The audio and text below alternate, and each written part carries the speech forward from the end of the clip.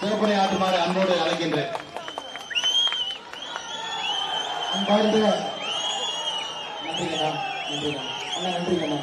அன்பார்ந்த பெரியவர்களே, தாய்மார்களே, ஒரு பெரிய சரித்திரம், அரசியல் புரட்சி மதுரை மத்திய தொகுதியில் நடந்து கொண்டிருக்கிறது. அருமை சொந்தங்களே, எனக்கு ஒரு பெரிய ஆச்சரியம். 1997 உள்ளத்தை அள்ளித்தா என்கின்ற ஒரு படத்தை அண்ணன் சுந்தர்சி அவர்கள் எடுத்தார்.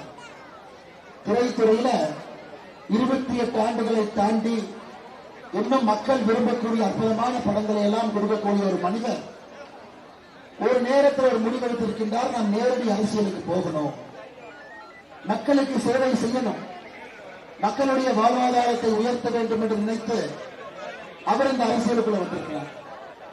அவர் இந்த துறையிலிருந்து ஒதுங்கி இருக்கலாம், இதுக்குள்ள வர வேண்டிய அவசியம் இல்லை.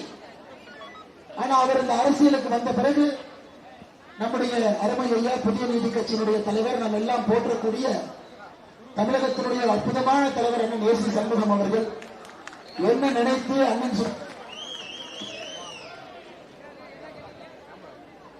பத்திரம் பத்திரமா வச்சுக்கோங்க என்ன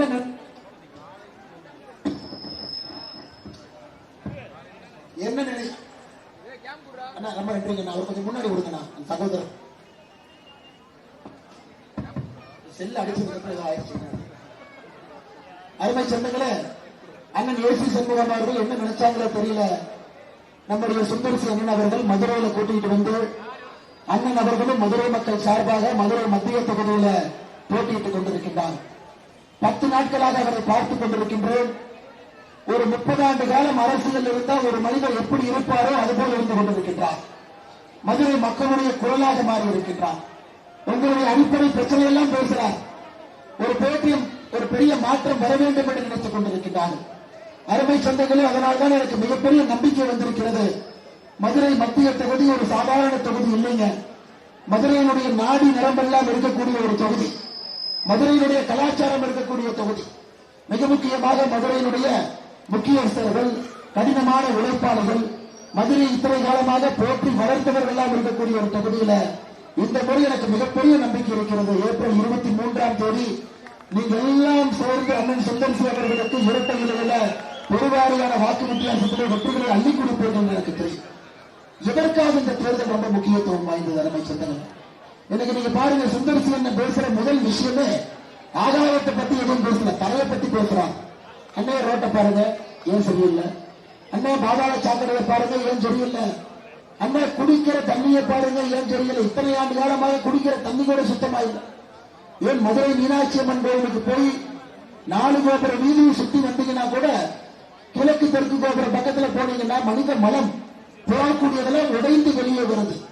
நல்ல மழை பெய்ஞ்சதுன்னா அது வெளியே வரும் அளவுக்கு மிக மோசமாக மதுரை வைத்திருக்கின்றார். அண்ணன் பிடிஆர் அவர்களை கேட்டீங்கன்னா ஒரே வார்த்தை தான் சொல்றாரு, இதுவரைக்கும் நான் எனக்கு எதிராக போட்டியிட்ட ஒரு வேட்பாளருடைய பேரை கூட நான் சொல்ல மாட்டேன். அப்படின்னா என்ன அர்த்தங்க?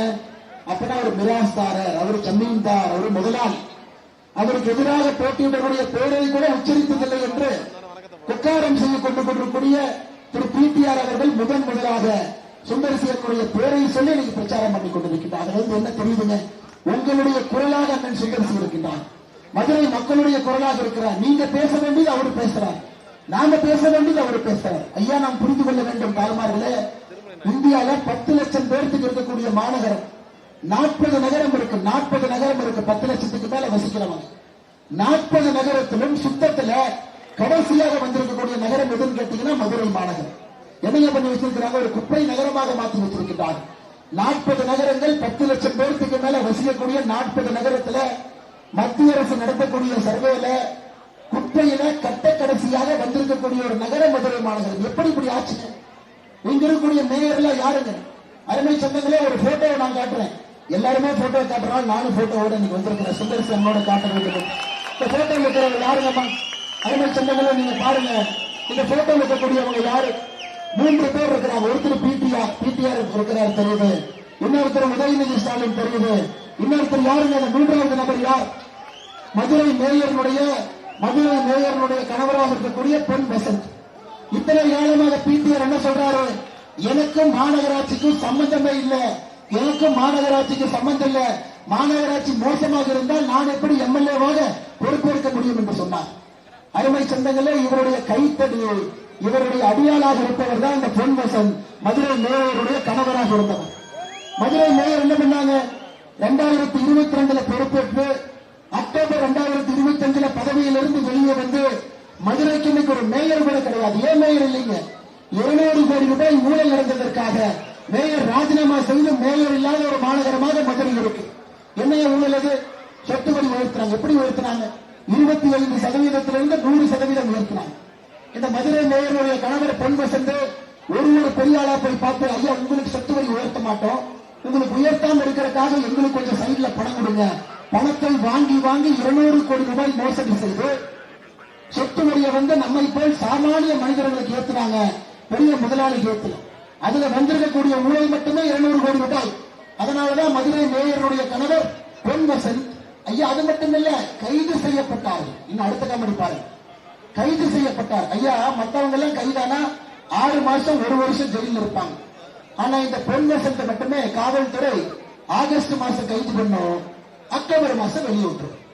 நீங்க எல்லாம் கோபத்தில் இருக்கிறீங்க, உங்களை சமாதானப்படுத்த வேண்டும் என்பதற்காக மதுரை மேயருடைய கணவரை கைது செய்து ஆகஸ்ட்ல கைது செய்து அக்டோபர்ல வெளியே வந்தார். அதைத்தானே சுந்தரசி என்ன கேட்கிறார்? சுந்தரசி என்ன வேற என்ன கேட்கிறார்? ஐயா இவ்வளவு பேசுறீங்களே, மக்களுக்கான அடிப்படை விஷயத்தை ஏன் செய்யவில்லை என்றுதானே கேட்கிறார். வேற என்ன கேட்கிறார்? உங்களுடைய குரலாகத்தானே பேசுறார். இவரை பத்தி என்ன? ஓ வெளியூர்ல இருந்து வந்துட்டாரு. ஐயா மதுரை நகரத்துக்குள்ள வந்து ஒருவன் தன்னை மதுரைக்காரன் என்று சொன்னால் அது உங்களுக்கு பெருமை, எனக்கு பெருமை, எல்லோருக்கும் பெருமை. நான் பார்க்கிறேன், உங்களுடைய நகருக்கு ஒரு மனிதன் வந்து உங்களை தந்தை தாயாக சகோதர சகோதரியாக ஏற்றிக்கொண்டு நீங்கள் எப்படி வாழ்றீங்களோ அதே போல தன்னை மாற்றிக்கொண்டு உங்களுக்காக உழைப்பதற்காக ஒரு மனிதர் மதுரை மாநகரில் மத்திய தொகுதியில உங்களுடைய வேட்பாளர் நின்று கொண்டிருக்கிறார். ஐயா பிடிஆர் அவர்களே, நீங்க உள்ளூர்காரர்னு சொல்றீங்க. உங்களுடைய தந்தையார் மிகப்பெரிய மனிதர், அவரை பத்தி நாங்க யாரும் தப்பா பேச மாட்டோம். அற்புதமான மனிதர், மதுரைக்கு நிறைய செஞ்சிருக்காரு. அவரை பத்தி யாரும் தப்பா பேச மாட்டோம். நீங்க அமெரிக்காவில் இருக்கும்போது அமெரிக்காக்காரன் தானே சொன்னீங்க. லேமன் பிரதர்ல இருந்தீங்க, பஃபலோ பல்கலைக்கழகத்தில் படிச்சீங்க. அமெரிக்காவில் எல்லாம் இத்தனை ஆண்டு காலமாக அமெரிக்காவில் நீங்க திருமணமும் செஞ்சுக்கிட்டீங்க. நாங்க யாரும் தவறாக சொல்லல. அப்பவெல்லாம் நீங்க அமெரிக்காக்காரன். ஆனா இந்தியாவிற்கு அரசியலுக்கு வந்த பிறகு நீ மதுரைக்காரன். ஆனா சுந்தரசி என்ன, மக்களுக்கு சேவை செய்ய வேண்டும் என்ற மதுரை மாநகரத்துக்கு மத்திய நகரத்துக்கு வந்தா வெளியூருக்காரன். என்னங்கய்யா நியாயம் இது? என்னங்கய்யா நியாயம்? என்னங்கய்யா நியாயம்? நீங்களே சொல்லுங்க, மதுரை மக்களே நீங்களே அந்த நியாயத்தை சொல்லுங்க. இவர் பேசுவது உங்களுடைய குரலாக மதுரை நகரத்தை சுத்தப்படுத்த வேண்டும், அடிப்படை பிரச்சனைகள் எல்லாம் சரி பண்ண நினைச்சு கொண்டிருக்கிறார். அருமை சொந்தங்களே, இன்னைக்கு பிடிஆர் அவர்கள் பாருங்க, கடந்த 2 நாட்களாக அண்ணன் பிடிஆர் அவர்களுடைய மனம் சமமா இல்லை. இந்த ட்விட்டர்னு சொல்லிட்டு நம்ம செல்போன்ல இருக்கும், பாதி நேரம் அதுலதான் இருக்காரு, பாதி நேரம் எல்லாத்தையும் திட்டிட்டு இருக்காரு. நீங்க எத்தனை பேர் ட்விட்டர்ல இருக்கிறீங்களோ பாருங்க. நேற்று ஒரு 3 ஜேர்னலிஸ்ட் நம்முடைய நண்பர்கள் இங்க இருக்கிறாங்க பாருங்க, பத்திரிகை நண்பர்கள். அவங்க வந்து பார்த்துட்டு, ஆமா மதுரை மத்தியில மாற்றம் வரப்போகுது, மதுரை மத்தியில மாற்றம் வரப்போகுது, மக்கள் எல்லாம் மாற்றம் கேட்கிறாங்க போட்டாங்க. ஒரு பத்திரிகையாளரையும் பிடிச்சு ட்விட்டர்ல எப்படி நீ சொல்லலாம், நீ பிஜேபி புரோக்கர், எப்படி நீ சொல்லலாம், நீ ஏசி சண்முகன் பணம் வாங்கியிருக்கிற, நீ மோடி பணம் வாங்கியிருக்கிற, நீங்க எல்லாம் புரோக்கர். காலையிலிருந்து நம்முடைய அருமை சகோதரி குஷ்பு சுந்தர் அக்கா கிட்ட காலையிலிருந்து வம்பிழுத்துட்டு இருக்காரு. அண்ணா தயவு செஞ்சு பிடிஆர் அண்ணா, இந்த ட்விட்டர்ல நேரம் செலவு செய்யறதை விட உதயநிதி ஸ்டாலின் இன்ஸ்டாகிராம்ல மிட் நைட் வரைக்கும் அவரு உட்கார்ந்திருப்பார். இவர் எப்ப பார்த்தாலும் ட்விட்டர்ல யாரு என்ன பதில் சொல்லுவாங்க, இதான் வேலை இல்ல, அரசியல்வாதி வேலையா? மக்கள்கிட்ட வீட்டுக்கு போய் ஓட்டு கேளுங்க, என்ன செஞ்சீங்கன்னு சொல்லுங்க. அதை விட்டு ட்விட்டர்ல உட்கார்ந்து அக்கா குஷ்பு சுந்தர் அவர்களை திட்டுவது, யாராவது பத்திரிகையாளர் வந்து மதுரை மத்தியில மாற்றம் வருதுன்னா அவர்களை பிடித்து திட்டுவதை முழுநேர வேலையாக வைத்துக் கொண்டிருக்கின்றார்கள். அருமை சொந்தங்களே, இது மட்டும் இல்ல, அவர்கிட்ட எந்த கேள்வி கேட்டாலும் அகங்காரமா தான் பதில் பேசுவார், ஆங்காரமா தான் பேசுவார். ஆனா ஏன்னா மதுரை இல்ல, நான் யார் தெரியுமா, எங்க அப்பா யார் தெரியுமா? ஐயா அப்பா யாருன்னு தெரியும், நான் கேட்கவே இல்லை. ஏன் மதுரைக்கு செய்யல, எங்க குடும்பம் யார் தெரியுமா? இதையேத்தான் ஐயா ஸ்டாலின் அவர்கள், நான் யார் தெரியுமா, முத்துவேல் கருணாநிதி மகன். ஐயா நீங்க கருணாநிதி பையன் நாங்க யாராவது சொன்னோமா? நாங்க யாரும் சொல்லவே இல்லை. எதற்கு? கேட்ட கேள்விக்கு பதில் சொல்லுங்க. மதுரைக்கு என்ன செஞ்சிருக்கிறீங்க அது பதில் சொல்லுங்க. மக்களுக்கு என்ன செஞ்சிருக்கிறீங்க பதில் சொல்லுங்க. நீங்க 2 முறை 10 ஆண்டு காலம் மதுரை மத்தியினுடைய 10 ஆண்டு காலம் சட்டமன்ற உறுப்பினராக இருந்திருக்கிறீங்க. என்ன செஞ்சீங்கன்னு தான் அவர் கேட்டார், வேற என்ன புதுசா கேட்டார்? நீங்களே சொல்லுங்கம்மா. உங்களுக்கு தெரியும், கொஞ்ச நாளைக்கு முன்னாடி எனக்கு அப்ப புரியல, தமிழகத்தினுடைய 2 சூப்பர் ஸ்டாரை வைத்து ஒரு படத்தை இயக்க வேண்டிய பொறுப்பு வந்தது இவருக்கு. எனக்கு அன்னைக்கு ஏன் வேண்டாம்னு சொன்னார், இன்னைக்கு தான் புரிஞ்சது. ஒருவேளை உங்களிடம் போட்டியிட வேண்டும் என்பது அப்பவே தீர்மானித்து நேரம் எங்கே கொடுக்க வேண்டும் என்பதை சரியாக முடிவு செய்து. நீங்க சொல்லுங்க, ஒரு ரஜினி சாரையும் கமல் சாரையும் வச்சு படத்தை இயக்கணும்னா யாராவது வேண்டாம்னு சொல்லுவாங்களாங்கம்மா? ஒரு சினிமா டைரக்டர் நம்பர் 1 நம்பர் 2 2 பேர்த்த வச்சு, 2 பேருமே நம்பர் 1 தான், 2 பெரிய தலைவர்களை வைத்து ஒரு சினிமா படத்தை இயக்க வேண்டும் என்று வேண்டாம்னு ஏன்னு சொன்னாரு எனக்கு புரியலீங்க. அண்ணன் ஏசி சண்முகன் அந்த கூகுளியை போட்டதுக்கு அப்புறம் தான் தெரிஞ்சது, ஒரு மதுரை மாநகர மக்களுக்கு சேவை செய்வதற்காக ஒரு மனிதன் இன்னைக்கு இங்கே வந்து உங்களுக்காக நின்று கொண்டிருக்கின்றான் என்பதை புரியுது. தாய்மார்களை இதெல்லாம் நீங்க யோசனை பண்ணுவீங்க எனக்கு தெரியும். இதெல்லாம் யோசித்துதான் நீங்க வாக்களிப்பீங்கன்னு தெரியும். அதனால் நிச்சயமாக இந்த முறை ஒரு மிகப்பெரிய மாற்றம் இங்கே வரப்போகிறது என்பதை நமக்கு மிக மிக அற்புதமாக நீங்கள் எல்லாம் சொல்லிட்டு இருக்கிறேன். அம்மா 2வது போட்டோ, ஏன்னா ஒரு போட்டோ போட்டோ நான் மார்க்கிங் பண்ணேன் பாரு. 2வது போட்டோ இங்க பாருங்க. 2வது போட்டோ அம்மா பாத்துங்க. இதுல 2 பேர் இருக்கிறாங்க. இலக்குவன் ஒருத்தர் இருக்கிறாரு, ஜெய்பாலாஜின்னு ஒருத்தர் இருக்கிறார். இந்த ஜெய்பாலாஜி யாருன்னா பிடிஆர் அவருடைய உதவியாளராக இத்தனை காலம் இருந்தார். பல கோடி ரூபாய் கொள்ளையடித்ததற்காக அவரை பேரை பயன்படுத்தி டெண்டர்ல கொள்ளையடித்ததற்காக இந்த ஜெய்பாலாஜியை பதவி விட்டு நீக்கிட்டாங்க. இலக்குவனும் அதே செய்ததற்காக இன்னைக்கு இந்தியா விட்டு வெளியே ஓடி போயிட்டார். இலக்குவன் இந்தியால கிடையாது. 2 பேர்த்த கூட வச்சுக்கிட்டு சுத்தத்தை பத்தி இவரு நம்ம கிட்ட பேசுறாரு. காவல்துறை நண்பர்கள்ட்ட நான் கேட்கிறேன், ஐயா இலக்குவன் எங்கேயா போனாரு? நீங்க தொலைவழியா அண்ணன் பிடிஆர் அவர்களே பதில் சொல்லுங்க. இலக்குவன் எங்க போனாரு? ஜெய்பாலாஜி எங்க போனார்? முதல்ல உங்க வீட்டில் இருக்கக்கூடிய அழுக்க சுத்தம் பண்ணிட்டு அண்ணன் சுந்தரசி அவர்களை பற்றியோ இன்னொருவரை பற்றி பேசுவதற்கோ நீங்க அரசியலுக்கு வாங்க அருமை சொன்னங்களே. இவரெல்லாம் அவர் கூட இருக்கக்கூடிய உதவியாளர். அவரை வைத்து பணம் சம்பாதிப்பதை முழுநேர வேலையாக வைத்திருந்தார். ஐயா பிடிஆர் அவர்களே மறுபடியும் அன்போடு கேட்டுக்கொள்கின்றேன். இந்த சேவை செய்ய ஒருத்தர் வந்திருக்கிறாங்கன்னா கேட்ட கேள்விக்கு பதில். அது மீனாட்சி அம்மன் கோவிலை பொறுத்தவரை அந்த கோவிலுடைய பரம்பரை ட்ரஸ்டியா நீங்க தான் இருக்கிறீங்க. உங்களுடைய குடும்பம் தானே பரம்பரை ட்ரஸ்டி. இவர் என்ன கேட்கிறாரு? ஐயா கோயிலுக்கு போறவங்க ஒரு பாத்ரூம் வேணும், ஒரு டாய்லெட் வேணும், போற ரோடு சுத்தமா இருக்கணும், குப்பை இல்லாம இருக்கணும், அதை பார்த்து விட்டு மீனாட்சி அம்மனை தரிசிக்க வேண்டும் என்று ஒரு பக்தனாக கேட்கின்றார். அதுக்கும் பதில் என்னன்னா, நான் யார் தெரியுமா, எங்க அப்பா யார் தெரியுமா, என் பரம்பரை யார் தெரியுமா, நாங்கெல்லாம் யார் தெரியுமா? இதெல்லாம் எப்படி சொந்தங்களை நாம் ஏற்றுக்கொள்ள முடியும்? அவங்க அப்பா நல்லவர்களுக்காக இவருக்கு நீங்க 2 முறை ஓட்டு போட்டீங்க எனக்கு தெரியுங்க. அவருடைய தந்தை நல்லவர் என்கின்ற ஒரே காரணத்திற்காக 2 முறை நீங்கள் வாக்கு, அது போதுங்கம்மா. அப்பாக்காக 2 முறை பையனுக்கு கொடுத்துட்டோம். ஆனால் இந்த முறை மாற்றம் வேண்டும் என்பதில் நீங்கள் தெளிவாக இருக்க வேண்டும். இந்த முறை மதுரை மத்திய தொகுதியில அண்ணன் சுந்தரசி அவர்கள் இரட்டை இலையில ஒரு மிகப்பெரிய வாக்கு வித்தியாசத்துல நீங்கள் அவரை வெற்றி பெற செய்ய வேண்டும் என்று அன்போடு கேட்டுக்கொள்கின்றேன். அருமை சொந்தங்களே, மீடியா நண்பர்களே, கையில இன்னொன்று இருக்குது பாருங்க. மீடியா நண்பர்களே பாருங்க, இது மதுரை மெட்ரோவை பற்றி மத்திய அரசு எழுதியிருக்கக்கூடிய கடிதம். இத்தனை நாளா எல்லாம் பொய் சொல்லிட்டு சுத்துறாங்க. ஐயா உண்மையை சொல்ல வேண்டும் என்றால் மாநில அரசு மதுரைக்கு மெட்ரோ வேண்டும் என்று கேட்கவே இல்லை. நான் சொன்னதை மறுபடியும் நான் சொல்றேன். உண்மையை சொல்ல வேண்டும் என்றால் மாநில அரசு கோயம்புத்தூருக்கு மட்டும்தான் மெட்ரோ வேண்டும் என்று கேட்டது. கோயம்புத்தூருக்கு எழுதின கடிதத்துல ஒப்புக்கு சப்பானியா மதுரைக்கு ஒரு மெட்ரோ கொடுங்கன்னு எழுதியிருந்தாங்க. அது எப்படி எழுதியிருந்தாங்கன்னா, இது ஆங்கிலத்தில் படித்துவிட்டு தமிழ்ல சொல்றாங்க. As regards Madurai Metro Rail project, it is stated the proposal has been examined. As per CMP of the project duly approved by state government, it has been mentioned that the current ridership is justifiable for BRTS. அதாவது மாநில அரசு என்ன சொல்றாங்கன்னா, ஐயா Coimbatore metro வேணும், அப்படியே மதுரைக்கு ஒரு மெட்ரோ கொடுங்க. ஆனா மதுரையில இன்னைக்கு நாங்க போட்டிருக்கக்கூடிய திட்டத்தின்படி மெட்ரோ ஒத்து வராது, எங்களுக்கு BRTS bus rapid transport system கொடுங்க அப்படின்னாங்கம்மா. ரோட்ல பஸ் போறதுக்கு மட்டும் ஒரு ரோடு, அங்க யாரும் 2 வீலர் எல்லாம் போக கூடாதுங்கம்மா. அது பேரு பிஆர்டிஎஸ். அகமதாபாத்ல சில ஊர்ல இருக்கு. வேகமா பஸ் போற திட்டத்தை கொடுங்க. இதுதான் இந்த எழுதின லெட்டர்ல பேரா 5.2.5ல மாநில அரசு எழுதிய கடிதத்துல அவங்க சொன்னதே, மதுரை மெட்ரோ சாத்தியம் இல்லை, எங்களுக்கு பிஆர்டிஎஸ் கொடுங்க.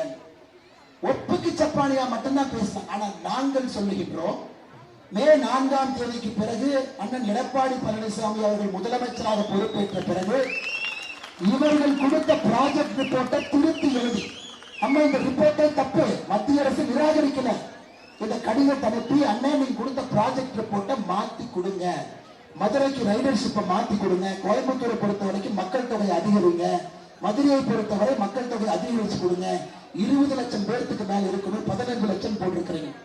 அருமை சொந்தங்களே, அண்ணன் சுந்தரசி அவர்கள் செய்யக்கூடிய முதல் வேலை இந்த ரிப்போர்ட்டை சரியான முறையில மத்திய அரசுக்கு அனுப்பி மதுரைக்கு மெட்ரோ கொண்டு வருவது எங்களுடைய பொறுப்பு. நீங்க ரெக்கார்டு பண்ணிக்க நண்பர்களே, நீங்க ரெக்கார்டு பண்ணி அதே நேரத்தில் இந்த மெட்ரோவை சரியான முறையில கொண்டு வரும். தாய்மார் மெட்ரோல ஏறாங்க, ஒரு நாளைக்கு 80 ரூபாய் கொடுத்து இங்கிருந்து அங்க போனாங்கன்னா மெட்ரோல யாரும் ஏறவே மாட்டாங்க. இல்லைங்களாங்கம்மா, இல்லைங்களாங்கம்மா. அதனால எங்களை பொறுத்தவரை மெட்ரோவை சரியான முறையில கொண்டு வந்து அதை ரொம்ப சீப் அண்ட் பெஸ்டா தாய்மார்களுக்கு கொடுக்கணும். அம்மா 20 ரூபாய் ஏறி அங்க இறங்குங்க அப்படின்னு. இன்னைக்கு பெங்களூர் மெட்ரோ தவறான ஒரு திட்டத்தை போட்டு 130 ரூபாய் 160 ரூபாய் ஏறுது. கிட்டத்தட்ட 8 கிலோமீட்டர் 10 கிலோமீட்டர் போனா 130 ரூபாய் பெங்களூர் மெட்ரோ ஆகுது. அந்த பெங்களூருடைய பாராளுமன்ற உறுப்பினர் தேஜஸ்வி சூர்யா கோர்ட்டுக்கு போயிட்டார். மாநில அரசு மத்திய அரசு மெட்ரோவுடைய ஃபேர்ல ஏத்தாதீங்க, அமைதியா வச்சுக்கணும். இவ்வளவு குழப்பம் செய்து சும்மா அனுப்பிட்டு மத்திய அரசு 14 நவம்பர் 2025 பதில் கடிதம் போட்டிருக்கிறாங்க. ஐயா இந்த ரிப்போர்ட்டுக்கு பதில் ரிப்போர்ட் ஒன்று அனுப்புங்க. 5 மாத காலம் ஆயிடுச்சு. 5 மாத காலம் இந்த ரிப்போர்ட்டுக்கு மத்திய அரசுக்கு பதில் கொடுக்க துப்பில்ல. மாநில அரசு பொய் சொல்லிட்டு சுத்திட்டு இருக்கிறாங்க, ஏதோ நாம் மெட்ரோவை தடுப்பது போல. அருமை சொந்தங்களே, இதை உறுதியாக எடுத்துக் கொள்ளுங்கள். மதுரைக்கு மெட்ரோ வந்து தீர வேண்டும்.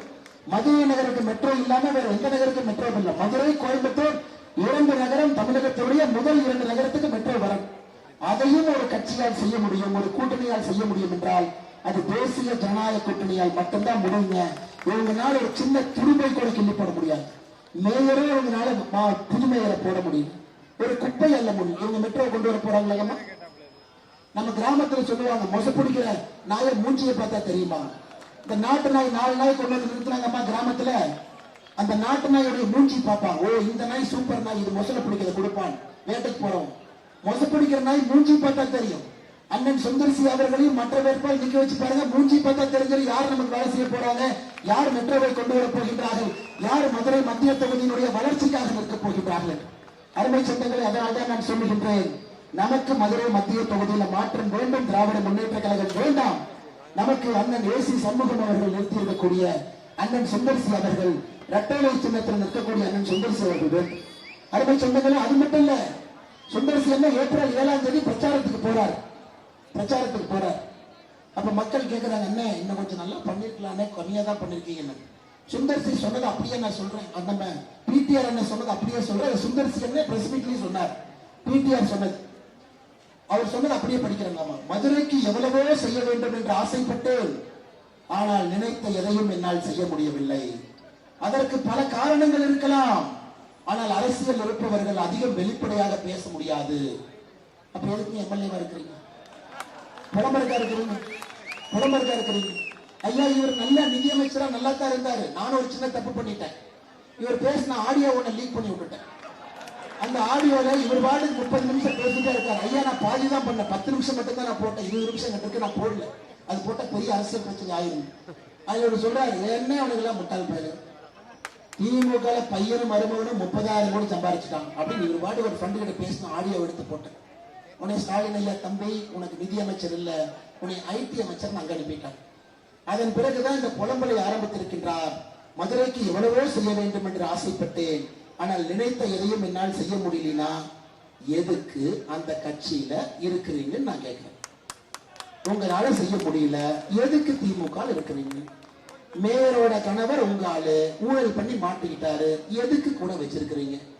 உங்களுடைய பிஏ, உங்களுடைய ஆளு ஐடி, நீங்க இந்த பையன் எல்லாரும் இன்னைக்கு அப்ஸ்காண்டிங்ல இருக்கிறாங்க, எதுக்கு நேர்மைன்னு நீங்க பேசுறீங்க? நீங்களே அமெரிக்கால பஃபலோ யூனிவர்சிட்டியில கோல்ட்மேன் சாக்ஸ், மார்கன் ஸ்டான்லி எங்கெங்கயோ போய் அந்த கம்பெனியில திவால் பண்ணிட்டு நீங்க மதுரையும் திவால் பண்ணி விட்டீங்க. நீங்க சுந்தர்சி அவர்களுக்கு பாடம் எடுத்துக் கொண்டிருக்கிறீர்கள். அருமை சொந்தங்களே, நான் ஏன் கடுமையா பேசுறேன்னாங்க, இது போன்ற நல்லவர்கள் வரும்போது புடிச்சு பத்திரமா வச்சுக்கணும்.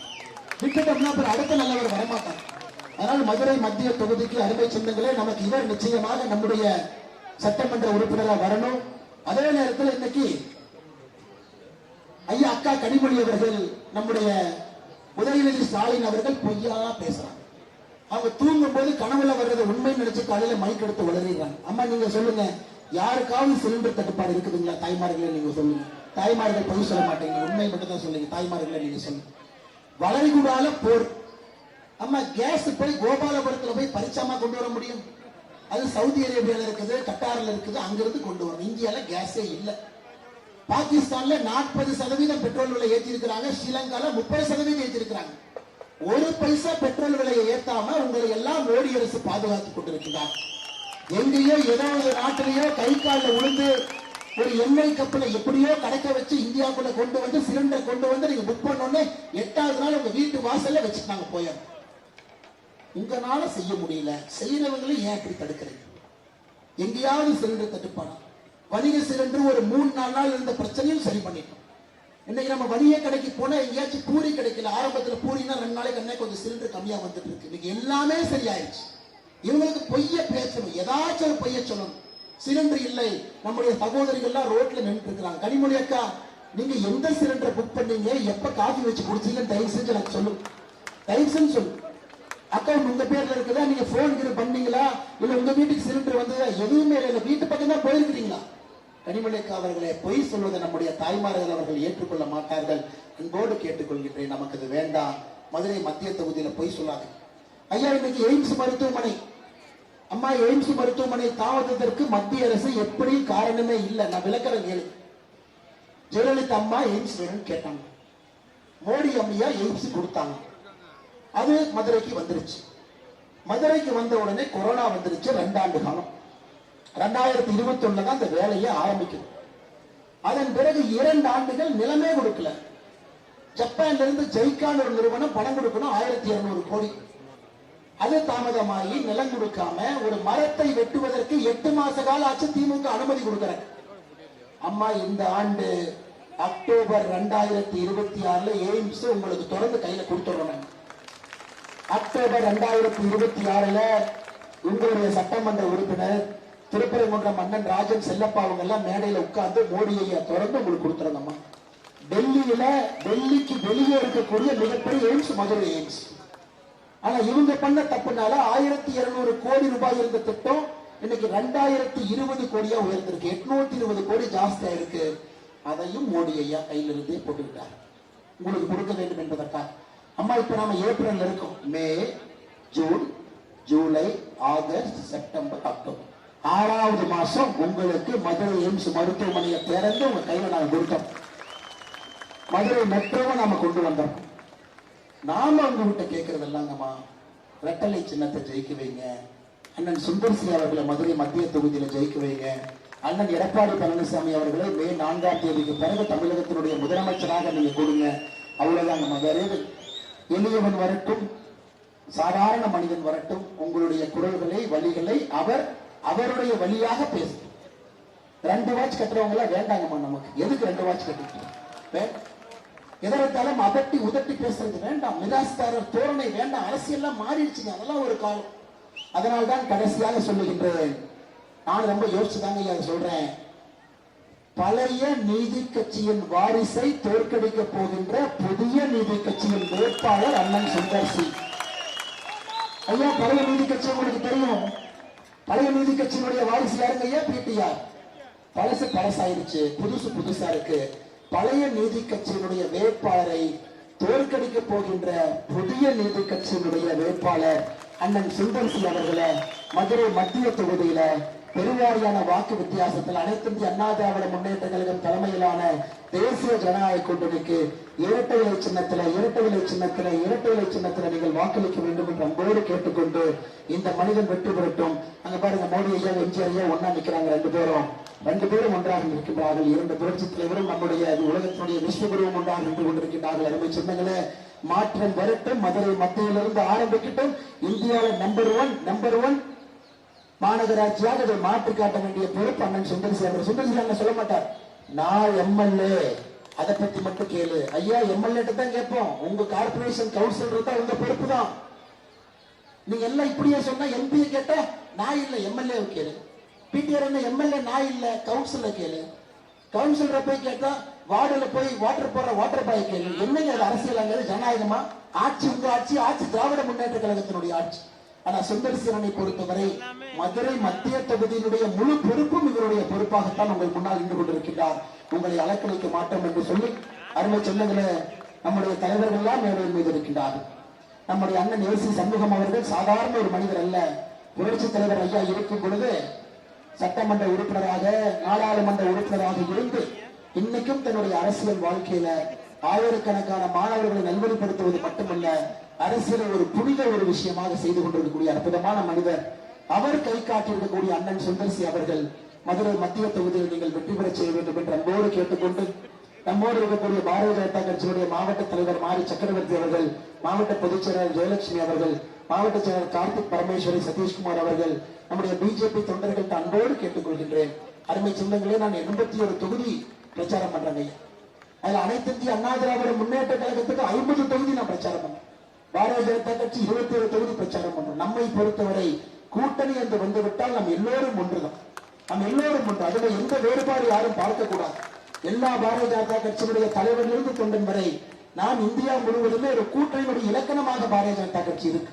ஆனால் இங்க இருக்கக்கூடிய ஒரு பாரதிய ஜனதா கட்சியினுடைய தொண்டனும் அன்பான வேண்டுகோள், இரட்டை இலையை கையில் ஏந்தி மதுரையினுடைய மத்திய தொகுதியில வீடு வீடாக நீங்கள் சென்று அண்ணன் சுந்தர்சி அவர்களுக்கு நீங்கள் வாக்குகளை சேகரித்து, பாரத பிரதமர் நரேந்திர மோடி அவருடைய கனவு திராவிட முன்னேற்ற கழகம் தமிழகத்திலிருந்து அகற்றப்பட வேண்டும் என்று முடிவு செய்த பிறகு நாம் எல்லோரும் களத்துக்கு வந்து நாம் எல்லோரும் களத்தில் பேசிக் கொண்டிருக்கின்றோம்.